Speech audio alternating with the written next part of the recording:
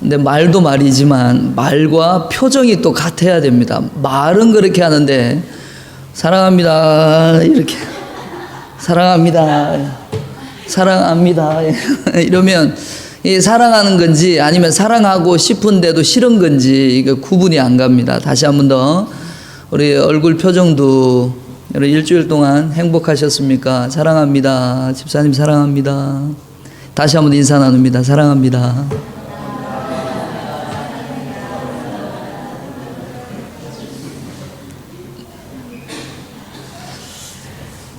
우리 교회 안에도 행복한 언어들이 많았으면 좋겠습니다. 우리 서로 바라보면서 제가 지난주에 서로 사랑합시다라는 설교하고 난 다음에 만나시는 분들마다 제가 의식적으로 제가 이렇게 의도적으로라도 만나는 분들한테 청년들이나 그리고 선생님들이나 아니면 우리 어른들한테도 제가 사랑합니다라고 이렇게 하는데 아직도 쑥스러워하세요. 제가 사랑합니다라고 목사가 고백을 하는데도 쑥스러우셨어요. 이러시는 분들도 계십니다. 연습하자고요. 우리가 다 언제부터 이렇게 사랑이 익숙해지고 이런 건 아니니까 우리가 연습했으면 좋겠습니다. 사랑합니다. 사랑합니다.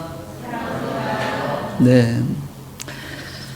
여러분 오늘 말씀도 지난주의 말씀과 연결되는 부분이어서 오늘 이 영상을 함께 보았습니다. 오늘 말씀의 제목을 사랑으로 서로 종로로 탑시다 라고 하는 말씀의 제목을 삼았습니다. 여러분 인류 역사를 통틀어 로마 제국 시대에 가장 많은 노예 즉 종들이 있었다고 합니다.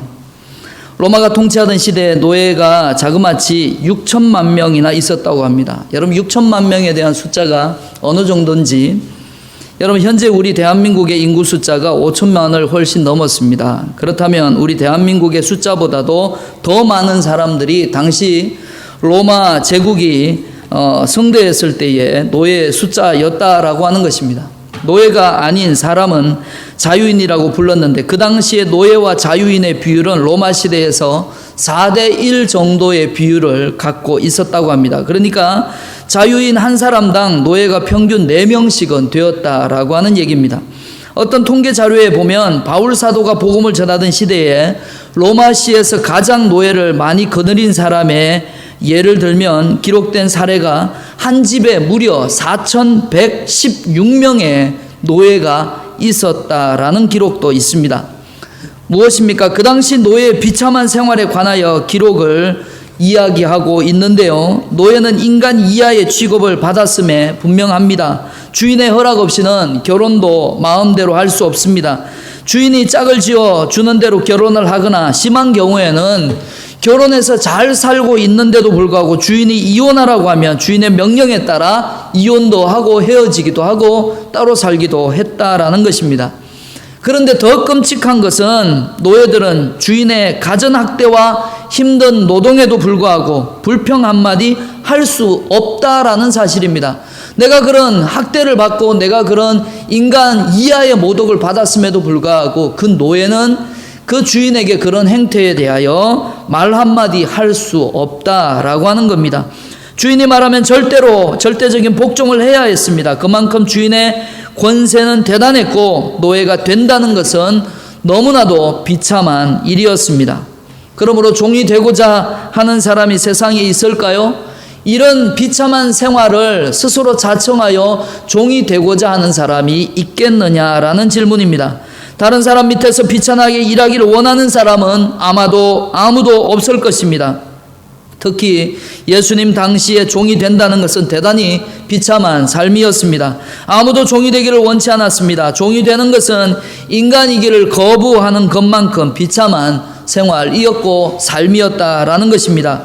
그래서 로마 제국 당시의 최대의 행운은 노예로 태어나지 않는 것이라고 이야기했습니다. 그리고 최고의 행복은 노예 생활을 하고 있던 사람이 노예에서 해방되어 자유를 찾는 것이다 라고 이야기했습니다. 이보다 더 큰 행복은 있을 수 없다라고 당시의 사람들은 그렇게 이야기하곤 했답니다. 그런데 그 당시에 이스라엘 백성들, 특히 유대인들의 기도문 중에 이런 당시의 상황을 반영하기라도 했듯이 이런 기도문이 있었다고 합니다. 남자들의 기도인데 아침에 일어나면 다음 세 가지에 대하여 남자들은 그렇게 기도했다고 합니다. 첫째, 저를 이방인이 아니라 유대인으로 하나님의 백성으로 태어나게 하신 것을 감사합니다. 그렇게 기도했고요. 둘째, 여자가 아니라 남자로 태어나게 하신 것을 감사합니다. 셋째는 노예가 아닌 자유인으로 태어나게 하신 것을 감사합니다. 이렇게 남자들은 아침에 그들의 입버릇식으로 그렇게 눈을 뜨면 이렇게 감사 기도를 했다 합니다. 여러분, 노예가 된다는 것은 이루 말할 수 없는 비참한 일입니다. 사람으로서 사람 대접을 받지 못하던 노예에게 자유인에 대한 소식은 귀가 번쩍 뜨일 만큼 놀라운 사실이었습니다. 사람들이 이제 바울 사도를 통해서 혹은 그리스도인을 통해서 그리고 그 복음을 어떤 형태로든지 복음을 전해 듣게 되었습니다. 복음이 그들에게 가져다 준 놀라운 사실 가운데 하나는 복음의 진정한 자유의 능력이 있었다라는 것입니다. 물론 이 복음을 들었다 하여도 로마 시대의 노예가 복음을 받아들이고 신실한 그리스도인이 되었다고 해서 자유인이 되는 것은 아닙니다. 사실상 삶에 있어서 구속당했던 자신의 신분 자체가 변하는 것은 아닙니다. 그러나 적어도 그들은 영적으로 자유인이 된 것입니다. 비록 육체는 아직도 매여 있는 상태에 있었다 할지라도 그들의 영혼은 복음을 통해 하나님 앞에서 자유인임을 선포할 수 있게 되었다는 것입니다. 이것이 얼마나 놀라운 축복입니까? 그래서 갈라디아서 5장 1절을 말씀을 우리가 보기를 원합니다. 갈라디아서 5장 1절 우리 함께 같이 읽겠습니다. 시작. 그리스도께서 우리를 자유롭게 하려고 자유를 주셨으니 그러므로 굳건하게 서서 다시는 종의 멍에를 매지 말라. 아멘. 그리스도께서 우리를 자유케 하려고 자유를 주셨다 했습니다. 그러므로 우리는 종의 멍에를 매지 않을 수 있다는 것입니다. 그런데 여기서 13절의 말씀을 보면 여러분 우리가 함께 읽었던 13절의 말씀을 보면 사랑으로 서로 종노릇하라 라고 하는 명령이 나와 있습니다. 그런데 이 말씀에 자세히 보면 이상하지 않습니까? 같은 성경 안에 두 개의 명령이 있습니다. 하나는 종의 멍에를 매지 말라. 그리고 그렇게 얘기했다가 방금 읽었던 말씀에는 서로 종노릇하라 라고 이야기하고 있습니다. 그런데 종의 멍에를 매지 말라고 강조하는 것도 바울의 말이었고 바울 사도의 말이었고 서로 종노릇하라고 권면한 것도 바울 사도의 말이었습니다. 그렇다면 1절과 13절은 서로 모순된 말씀입니까? 우리가 앞서 읽었던 5장 1절의 말씀에는 종의 멍에를 매지 말라고 얘기했다가 그리고 13절 말씀에는 서로 종노릇하라 라고 이야기합니다. 여러분, 이것은 사도 바울이 모순된 말을 한 것이 아니라 바울 사도가 했던 말의 의도가 있었습니다. 원래 종이라고 하는 뜻은 영어의 단어를 우리말로 옮기면 섬기다 라는 뜻입니다. 섬기다. 한번 따라 하시겠습니다. 섬기다. 섬기다. 혹은 다른 뜻의 신약 성경에는 종이라고 표현이 되어 있고 또한 섬기는 사람 그리고 섬기다, 수종들다 이런 뜻으로 되어 있습니다. 그런데 이 단어는 무려 성경에 300군데가 넘게 이렇게 성경에 기록하고 있습니다. 그리고 170회가 바울이 기록했던 바울 서신에 이와 같은 말씀이 기록되어 있습니다. 무슨 말입니까? 섬기다. 그리고 바울 서신에 이렇게 오래도록 많은 부분에 기록하고 있는 부분은 우리에게 이 종이 되는 것의 성경의 많은 부분 중요하게 강조되고 있다라는 것입니다. 여러분, 우리가 왜 종노릇을 해야 합니까? 이렇게 이야기하고 있는 이 부분에 우리가 왜 종노릇 해야 됩니까? 종의 멍에를 매지 말라던 바울이 이제는 왜 또다시 종노릇하라고 강조하고 있습니까? 갈라디아서 5장의 말씀에 보면 이에 대한 해답을 얻을 수 있습니다. 무엇입니까? 우리가 종노릇을 해야 하는 이유는 단 한마디로 말하면 우리에게 주신 이 자유와 기쁨과 만끽할 수 있는 편안함과 이 모든 하나님이 우리에게 예수 그리스도를 믿음으로 주신 이 자유 때문에 우리에게 혹여나 이게 위기가 되지 않을까 하여 우리에게 이 위기를 극복하라고 우리에게 주신 말씀이라는 것입니다. 조금은 어려운 부분입니다. 조금 더 생각해 봅니다. 무엇입니까? 우리가 종의 상태에 있던 사람에게 갑자기 자유가 주어지게 되었습니다. 종이었습니다. 구속을 받던 자였습니다. 주인이 허락하지 않으면 화장실 한번 가는 것조차도 어려운 그런 상황이었습니다. 주인이 허락하지 않으면 내가 좋아하는 사람과 결혼하기도 어렵고, 결혼했다 하더라도 행복한 생활을 살아가는데도 불구하고 주인이 그만두라, 이혼해라 하면 이혼을 해야 하는 그런 상황이었습니다. 자신에게 있어서 무엇 하나 마음대로 할 수 있는 것이 없었습니다. 그런데 그 사람에게 자유가 주어졌습니다. 그러면 그 사람에게, 그 자유가 주어진 그 사람에게 그 자유로운 삶을 준다고 해서 자유를 누리게 되는 것입니까? 그 자유를 누릴 줄 몰라서 오히려 자유를 거부하고 부담스러운 짐이 될 수 있는 상황이다라는 것입니다.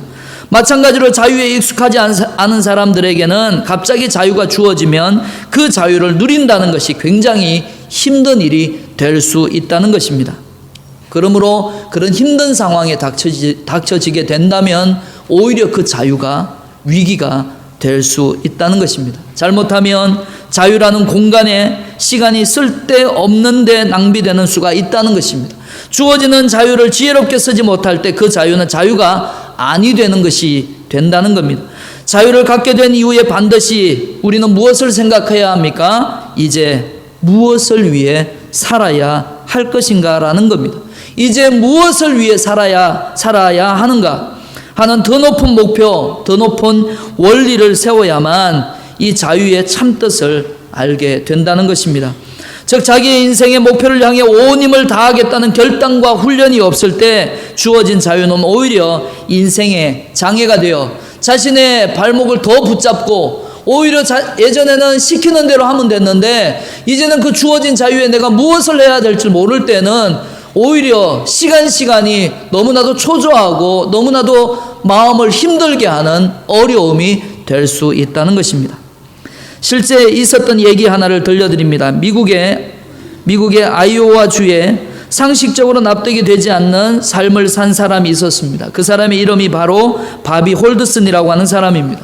이 사람은 일생을 감옥에서 보낸 것으로 유명한 사람입니다. 태어나서 죽을 때까지 감옥에서 있다가 결국 감옥에서 목숨을 잃었습니다.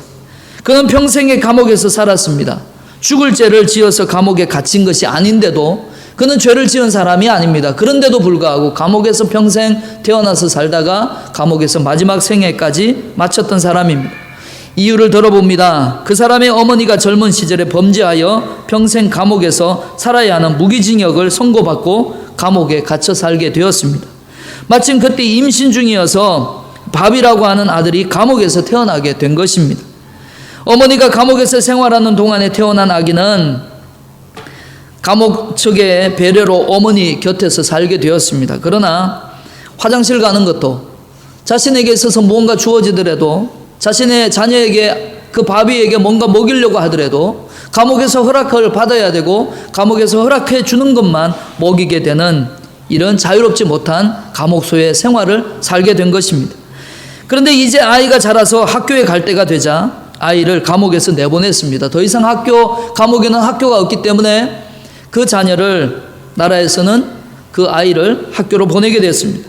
그런데 이 아이는 그동안 감옥 생활에 익숙한 탓에 어머니 품이 그리워서 바깥에서 생활한 지 며칠이 되지 않아서 도저히 생활을 하지 못하니까 울고불고 난리가 나니까 다시금 그 아이를 감옥으로 데려오게 됐습니다. 그리고 세상의 자유로운 삶에 적응하지 못했던 그 아이는 그래서 교도소의 특별 허가를 받아서 다시 감옥에서 지내게 되었습니다. 그는 감옥에 있는 것이 마음이 더 편했고 바깥 세상보다 어머니의 품이지만 어머니가 돌아가시고 난 이후에도 그는 그곳에서 지내는 것이 내 집처럼 편안하게 여겨졌다는 것입니다. 그 사람은 나중에 그 교도소의 교도관이 되었고 한평생 감옥에서 살다가 결국 감옥에서 죽는 인생이 되었다는 것입니다. 무엇입니까?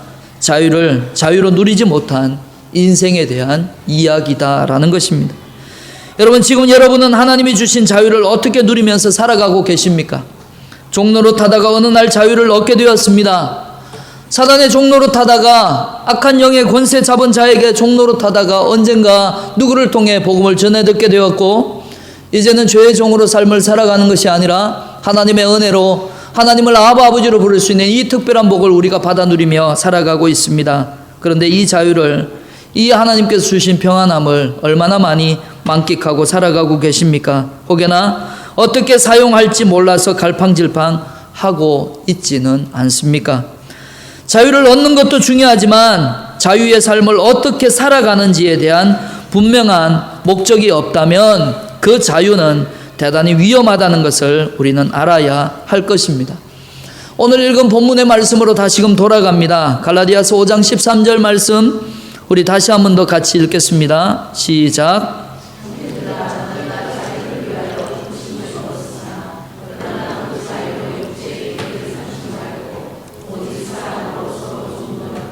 아멘. 오직 사랑으로 서로 종노릇하라. 여러분, 우리는 그리스도를 통해 자유를 얻었습니다. 믿으십니까? 그러나 이 자유를 가지고 육체의 귀회로 삼아서는 안 될 것입니다. 육체의 귀회란 육체가 즐거워하는 대로, 육체가 원하는 대로, 육체가 마음껏 뜻하는 대로 살아야 되는 것이 아니라는 겁니다. 육체의 귀회는 타락의 귀회, 다시 사단에게 지배받는 자리에 떨어지는 일을 말하는 것입니다. 육체의 기회를 삼지 말라는 경고의 말은 제멋대로 행동해도 된다라고 하는 것이 아니라는 겁니다. 제멋대로 행동하는 것을 뭐라고 얘기합니까? 방종이라고 말합니다. 이 방종이라고 하는 말의 뜻은 원리 원칙도 없고 자신이 원하는 대로 마음껏 뜻하는 대로 살아가는 것을 방종이라고 얘기합니다. 여러분, 하나님께서 우리에게 자유를 주셨습니다. 이 자유를 주셨다 해서 이 자유가 방종처럼 내가 원하는 대로, 내 뜻이 원하는 대로, 내 속이 원하는 대로, 내가 원하는 대로 마음껏 살아야 된다는 것을 의미하고 있는 것이 아니라는 것입니다. 대신 그 사랑을 가지고 성경은 우리에게 뭐라고 말합니까? 사랑으로 서로 종노릇하라 라고 말하고 있습니다. 우리의 옆에 분들과 함께 같이 고백하십니다. 사랑으로 종노릇합시다.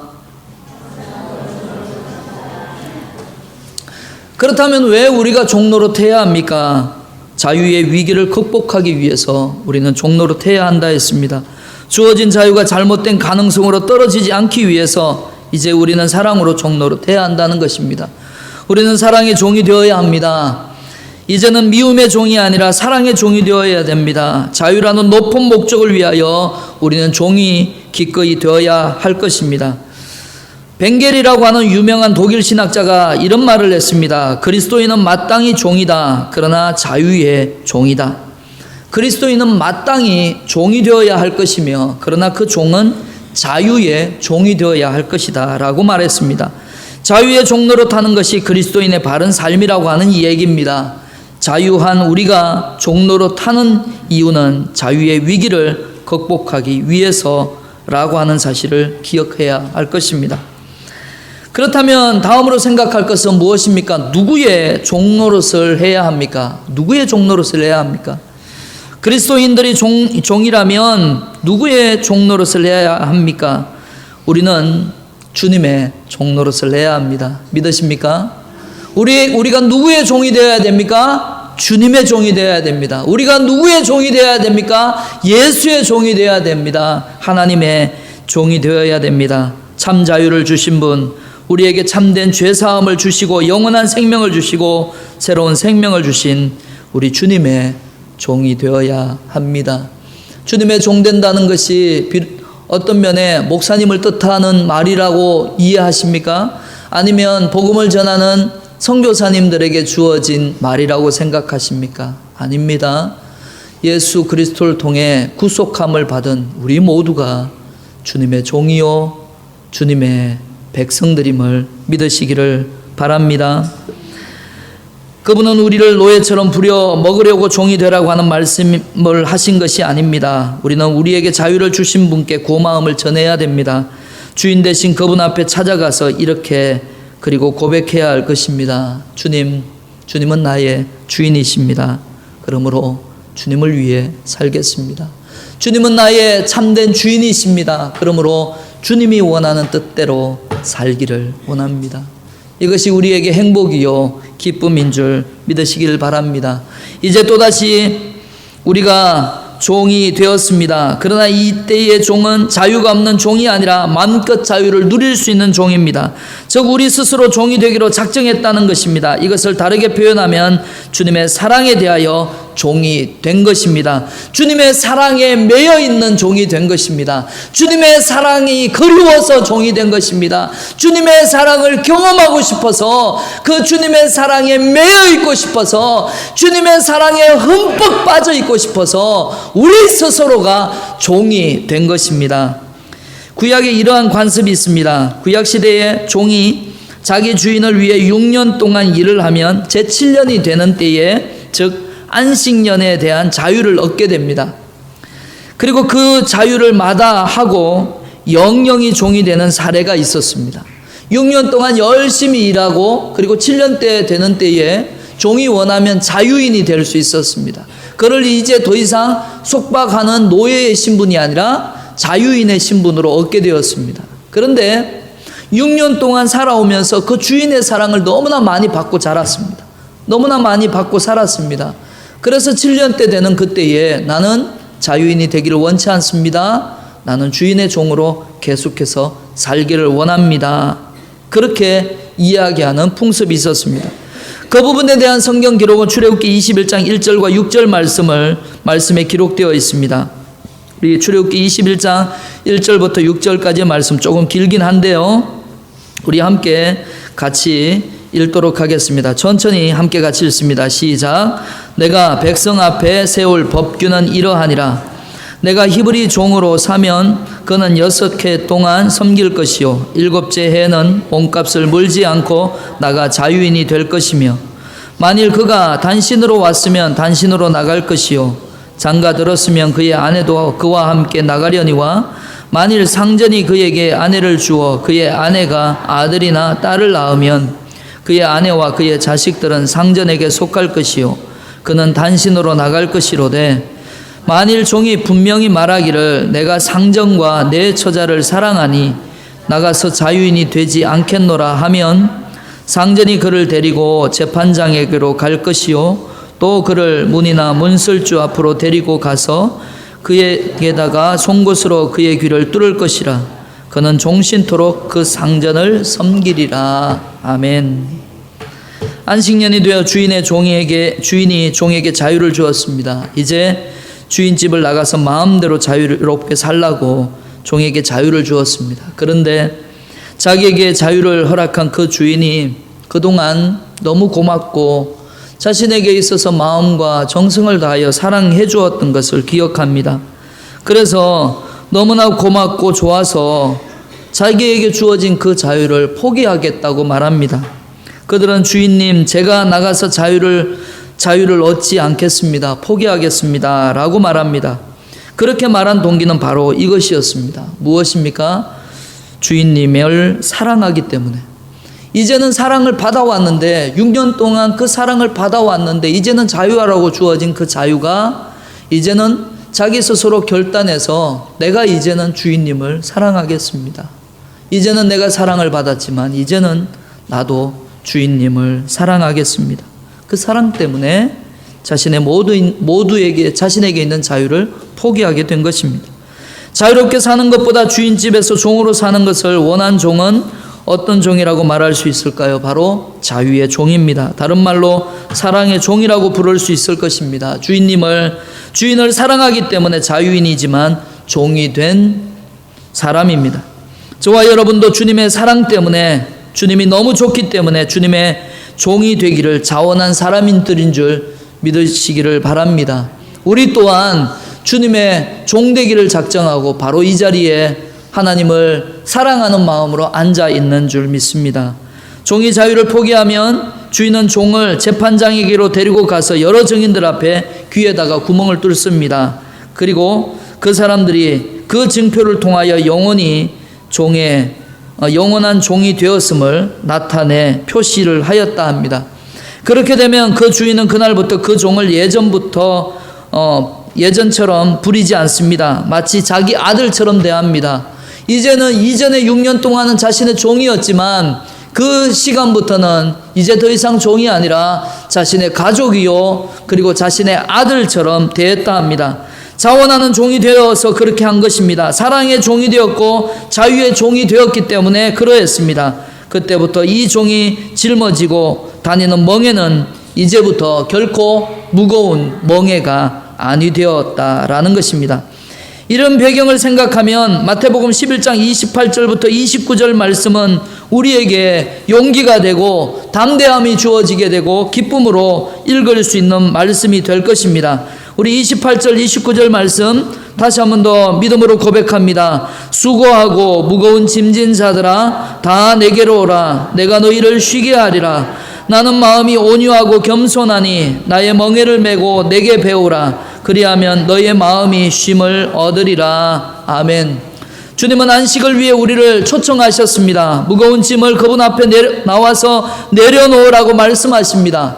우리는 예수님 앞에 와서 죄사함을 받고 진정으로 우리의 짐을 내려놓고 자유를 얻었습니다.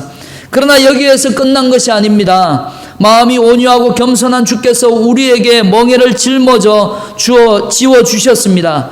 우리에게는 자유가 주어진 동시에 멍에가 주어졌습니다. 그런데 이 멍에는 이제 예전에 졌던 멍에와 다릅니다. 예전에는 그 멍에가 무거웠습니다. 그러나 이제는 그 멍에가 쉽고 가볍다고 하셨습니다. 쉽다는 말은 그냥 간단하다고 하는 것과는 조금 다른 의미일 것입니다. 쉽다라고 하는 말은 예수님의 친절하고 온유함을 뜻합니다. 주님의 멍에는 온유한 멍에요, 친절한 멍에요, 기쁨의 멍에라고 하는 것입니다.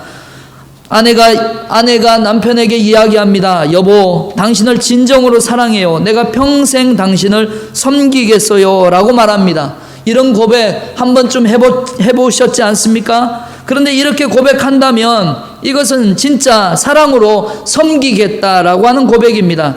이런 고백이 없이 남편의 시중을 드는 것은 그 옛날 종의 역할이나 다름이 없을 것입니다. 사랑하기 때문에 섬기는 섬김은 무겁지 않다는 것입니다. 사랑하기 때문에 돕는 것은 결코 내가 억지로 하는 것이 아니라는 것입니다. 사랑하기 때문에 안아주고 사랑하기 때문에 섬기고 사랑하기 때문에 감사주는 것은 결코 내가 억지로 하는 것이 아니라는 것입니다. 사랑하기 때문에 그리고 진심으로 아껴주고 사랑하기 때문에 도와주는 것이며 사랑하기 때문에 낮아지는 것입니다. 그 대상이 주인이든 아내든 상관없다는 것입니다.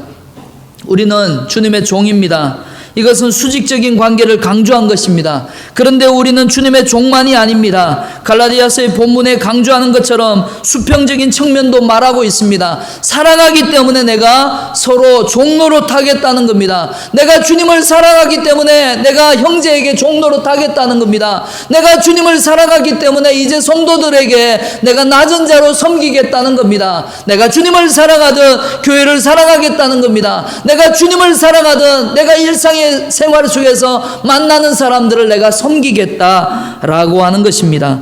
바울 사도는 그의 서신에서 무려 60번이나 서로라고 하는 단어를 사용하고 있습니다. 무엇입니까? 제가 지난주에 여러분들에게 이와 같이 권면했습니다. 저는 지난주에 설교 때 서로 사랑합시다 라고 고백했습니다. 그래서 우리는 사랑해야 한다라고 얘기했습니다. 우리가 하나님을 사랑하고 하나님을 섬긴다면 이와 같이 동일하게 우리의 삶에 하나님을 사랑하듯 이웃을 사랑하고 섬길 줄 알아야 된다 했습니다. 우리는 주님을 사랑하고 섬길 뿐만 아니라 주님이 사랑하는 사람들도 섬겨야 한다 했습니다. 그들의 종이 되기를 자원해야 한다 했습니다.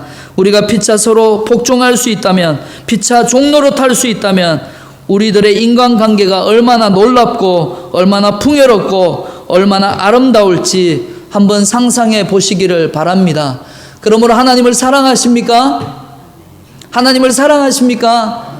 그러면 형제와 자매를 사랑으로 종노릇하시게 되기를 바랍니다. 낮은 자로 섬기시기를 바랍니다. 그리고 낮은 자로 그들과 함께 사랑을 나누시기를 바랍니다. 에베소서 5장 21절은 우리에게 이렇게 권면합니다. 그리스도를 경외함으로 피차 복종하라. 여러분, 성도들이 목회자를 섬기고 목회자는 성도들을 섬기는 관계가 아름답게 이루어지는 교회가 얼마나 행복한 교회이겠습니까? 아내가 남편을 섬기고 남편이 아내를 섬겨 피차 복종한다면 그 부부의 삶이 얼마나 보기 좋겠습니까? 아우가 형을 섬기고 형이 아우를 섬기는 가정이라면 그리고 경영주가 직원을 섬기고 직원이 경영주를 섬기는 직장은 얼마나 생산성이 높겠습니까? 이와 같이 인간관계가 어려워지고 힘들어지는 이유는 교제의 근본적인 동기가 잘못되었기 때문에 그러하다는 것입니다. 갈라디아서에 이런 표현이 나옵니다. 말씀에서 보면 느끼는 것은 인간의 모습은 예나 지금이나 별반 다를 바 없이 똑같다라고 하는 생각이 들어집니다. 갈라디아서 5장 14절과 15절은 이렇게 말씀하십니다. 우리 이 말씀 함께 같이 읽겠습니다. 시작. 온 율법은 내 이웃 사랑하기를 내 자신과 같이 하라 하신 한 말씀에 이루어졌나니 만일 서로 물고 먹으면 피차 멸망할까 조심하라. 15절 말씀에 서로 물고 먹으면, 물고 뜯으면 서로 멸망할 것이다 라고 하는 얘기입니다. 서로 사랑하지 못하는 세대, 서로 종로로 타지 못하는 세대는 서로 잡아먹으려고 하는 것입니다. 다르게 표현하면 서로 시기와 질투하여 이용하려고 하고 착취하려고 하는 것입니다. 이것이 경쟁 사회의 비극일 것입니다. 우리가 서로를 사랑할 수 있다면 자연히 서로를 섬길 수 있을 것입니다. 사랑하기 때문에 서로 종로로 탈 수 있을 것입니다. 우리는 누구의 종노릇을 해야 합니까? 우리 주님의 종노릇을 해야 하고, 주님이 사랑하는 모든 사람들, 주님이 사랑하는 내 남편, 주님이 사랑하는 내 아내, 주님이 사랑하는 내 자녀, 주님이 사랑하는 내 이웃을 섬기는 종이 될 수 있다는 것입니다. 그렇다면 우리가 한 가지 더 생각할 것은 어떻게 종노릇을 해야 하는가입니다. 그렇다면 우리가 어떻게 종노릇을 할 수 있습니까? 우리가 본문으로 택한 갈라디아서 5장 13절을 다시 한번 마음에 깊이 새겼으면 좋겠습니다. 형제들아, 너희가 자유를 위하여 부르심을 입었으나 그러나 그 자유로 육체의 기회를 삼지 말고 오직 사랑으로 서로 종노릇하라. 어떻게 종노릇하라고 했습니까? 어떻게 종노릇하라고요? 사랑으로 종노릇하라라고 권면합니다. 여러분, 사랑한다면 어떻게 할 수 있습니까? 사랑한다면 섬길 수 있다라는 것입니다. 그러나 우리의 질문은 여기서 끝날 수 없습니다. 대답은 간단합니다. 사랑을 통해 섬겨야 한다는 것입니다. 사랑하기에 섬기자 하는 것입니다. 내가 사랑한다면 섬기자는 것입니다. 제가 지난주에 말씀을 나눴습니다. 사랑하기 때문에 서로 사랑하자라고 했습니다. 왜 이것이 먼저 선행이 되어야 됩니까? 사랑하지 않으면 섬기되 건성으로 섬기게 될 가능성이 높다는 것입니다. 사랑해야 섬김이 진심이 되고, 사랑해야 섬김이 아름다운 효과를 드러내게 된다는 것입니다. 그런데 진짜 문제는 그 사랑을 어떻게 표현하고 어떻게 지킬 수 있느냐라고 하는 것입니다. 사랑이 정지되어 있거나 진열되어 있는 상품과 같은 것이 아니라 살아있다는 것입니다. 그래서 점점 자라고 움직인다는 것입니다. 문제는 어떻게 해야 이 사랑을 크게 할 수 있느냐라는 것입니다. 어떻게 하면 사랑의 힘이 솟구쳐 오를 수 있는가라는 것입니다. 갈라디아서 5장 16절 이하에 그 비결이 나옵니다. 갈라디아서 5장 16절 제가 읽어드립니다. 내가 이르노니 너희는 성령을 따라 행하라. 그리하면 육체의 욕심을 이루지 아니하리라. 내가 이르노니 너희는 성령을 따라 행하라. 그리하면 육체의 욕심을 이루지 아니할 것이다 라고 말합니다. 사랑은 한마디로 성령의 능력을 통해서 이루어진다는 것입니다. 우리가 사랑하려면 성령의 능력을 통해서 사랑할 수 있다는 것입니다. 내가 이르노니 너희는 성령을 따라 행하라. 그리하면 육체의 욕심을 이루지 아니하리라. 할렐루야. 우리 서로 종노릇하지 못하고 왜 섬기지 못합니까? 이 말씀에 보면 육체의 욕심적 이기심 때문이라는 것입니다. 그렇다면 우리가 어떻게 해야 이기심을 극복하고 육체의 욕심을 극복할 수 있겠습니까? 우리가 서로 종노릇하려면 이 질문에 대한 해답을 찾아야 할 것입니다. 정답이 무엇입니까? 성령을 따라 행하라는 것입니다. 계속해서 5장 18절은 이렇게 이야기합니다. 너희가 만일 성령의 인도하시는 바가 되면 율법 아래 있지 아니하리라 라고 말합니다. 그렇습니다. 우리는 성령의 사역을 통해서 사랑의 능력을 증가시킬 수 있다는 것입니다. 성령께서 우리 안에 역사하실 때에야만 육체의 욕심을 이기고 사랑으로 종로로 탈 수 있다는 것입니다. 우리가 예수를 믿는다고 해서 육체의 욕심이 없어지는 것이 아닙니다. 우리는 예수 믿는 순간 죄사함을 받았습니다. 그렇다고 해서 죄를 지을 가능성이 없어진 것이 아니라는 것입니다. 우리가 그리스도를 통해 새 사람이 되기는 했으나 옛사람이 완전히 사라졌다라고 할 수 없습니다. 이 말은 우리 안에 옛사람, 이기심, 욕심, 육체의 욕심 등을 극복하고 다스릴 수 있을 때에야만 우리가 진정 바라는 서로 사랑하는 삶을 살 수 있다는 것입니다. 그러므로 육체의 소욕보다 더 강력한 능력이 있어야 합니다. 우리가 갖고 있는 이 육체의 욕심을 이길 수 있는 더 강력한 욕심과 더 강력한 힘이 우리를 지배하고 있어야 우리가 다른 사람을 사랑할 수 있고 우리가 다른 사람에게 종로로 탈 수 있다는 것입니다. 그것이 무엇이라고 얘기합니까? 성령의 능력이라고 말합니다. 성령의 이끄심이라고 말합니다. 저는 비행기를 탈 때마다 참 신기하다라고 생각합니다. 여러분, 비행기가 이 거대한 물체가 하늘을 날 수 있다는 것, 그냥 빈 비행기만 날아다니는 것이 아니라 그 안에는 수많은 성객과 화물들을 싣고서 그렇게 날아다닌다라고 하는 것 신기하지 않습니까?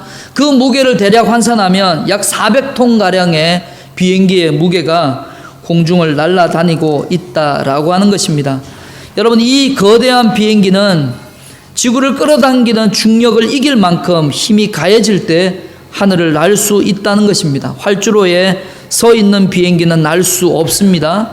결코 날 수 없습니다. 그러나 분명히 하늘을 날 수 있는 비행기는 그 활주로를 떠나는 비행기가 하늘을 날 수 있다는 것입니다.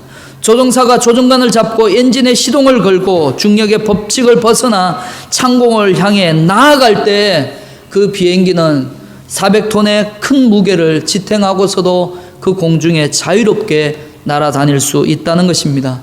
사랑하는 성도 여러분, 우리가 예수 그리스도를 믿고 하나님의 자녀가 되었습니다. 우리가 예수 그리스도를 믿는 순간 우리 안에 성령께서 내주해 계십니다. 그 성령께서는 우리를 구원받는 그날까지 우리를 하나님께로 인도할 것이며 날마다 우리에게 하나님의 말씀을 깨닫게 하실 것이며 순종하는 자에게 순종을 통하여 놀라운 하나님의 은혜를 경험할 수 있도록 우리를 날마다 동행하시는 보혜사 성령이 지금 우리와 함께하고 계십니다. 그런데 이 보혜사 성령을 받고 가지고 있고 함께 살고 계심에도 불구하고 이 성령을 누리지 못하고 이 성령과 함께 동행하지 못하고 있다면 하나님께서 우리에게 주신 이 능력, 하나님께서 우리에게 주신 이 놀라운 능력을 가지고 있고 가지고 있는 것만으로 그냥 만족하고 살아가는, 아무런 능력을 나타내지 못하는, 아무런 능력 없는 그리스도인으로 살 수밖에 없다라고 하는 것입니다. 그러므로 여러분, 주님께서 우리에게 말씀하십니다. 서로 사랑하라 라고 말씀하십니다.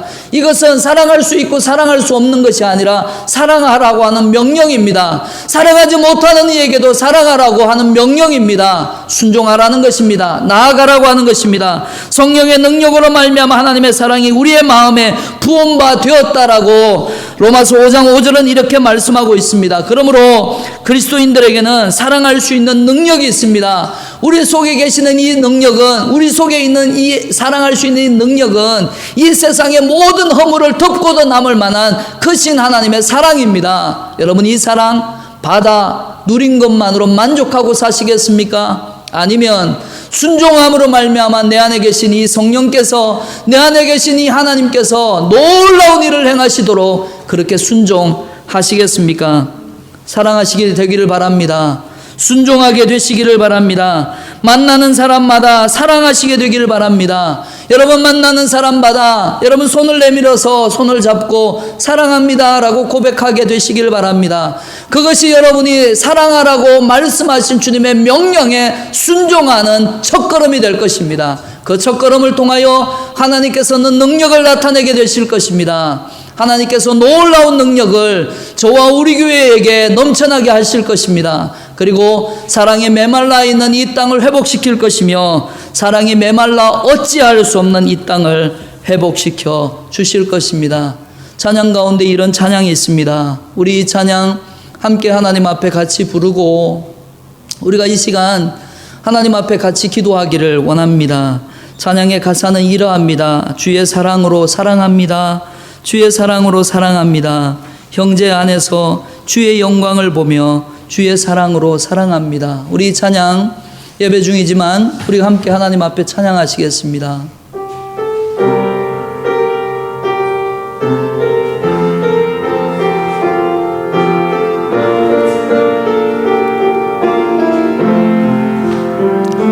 주의 사랑으로 사랑합니다. 주의 사랑으로 사랑합니다.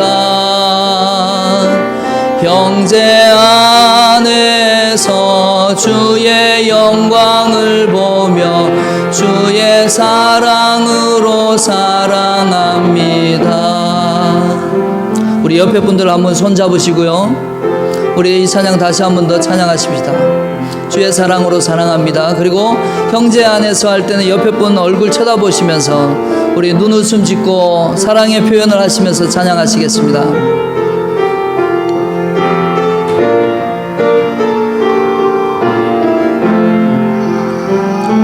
주의 사랑으로 사랑합니다. 주의 사랑으로 사랑합니다. 옆에 분 쳐다보시면서 정제 안에서 주의 상광을 보며 주의 사랑으로 살아. 다시 한 번 더 주의 사랑으로 주의 사랑으로 사랑합니다. 주의 사랑으로 사랑합니다. 자매 안에서 주의 영광을 보며 주의 사랑으로 사랑합니다. 우리 시간 합심으로 기도하고 말씀을 마치겠습니다. 우리 기도하실 때 하나님 주님의 말씀에 순종하기를 원합니다. 내가 사랑함에 있어서 조건 보지 않기를 원합니다. 내가 사랑함에 있어서 겉모습 바라보지 않게 해주시고 그가 나에게 해줬던 것을 기억하지 않게 하시고 사랑할 때 주님이 나에게 해주셨던 것, 주님이 나를 사랑하신 것을 기억하게 해주시고 내가 순종하기를 원합니다. 서로 사랑하게 해주시고 사랑으로 서로 종노릇하게 해주시고 낮은 자로 섬기는 자로 우리 교회가 우리 충영교회가 그렇게 살아가게 해주십시오. 내가 그렇게 살아가게 해주십시오. 가정 가운데 내 자녀 가운데 종노릇하게 해주십시오. 우리 같이 합심으로 기도하십니다. 하나님 아버지 감사합니다. 하나님 아버지 우리가 그런 삶을 살아가기를 원합니다. 그렇게 살아가신 분이 계십니다. 그는 근본 하나님의 본체시나 하나님과 동등됨을 취할 것으로 여기지 아니하시고 오히려 자기를 비워 종의 형체를 가지고 사람들과 같이 되셨던 주님의 모습을 그렇게 닮아가기를 원합니다. 낮아지게 하시고 겸손하게 하시고 하나님 겸손하게 허리를 동이고 다른 사람을 사랑하되 아낌없이 사랑하고 아껴주고 그를 위하여 기도하고 그의 연약함을 보도만할 수 있는 우리가 되게 하여 주시옵소서. 하나님 함께 해주시기를 원합니다. 인도하여 주옵소서. 하나님 아버지 감사합니다. 오늘 주신 말씀을 우리의 가슴에 새기기를 원합니다.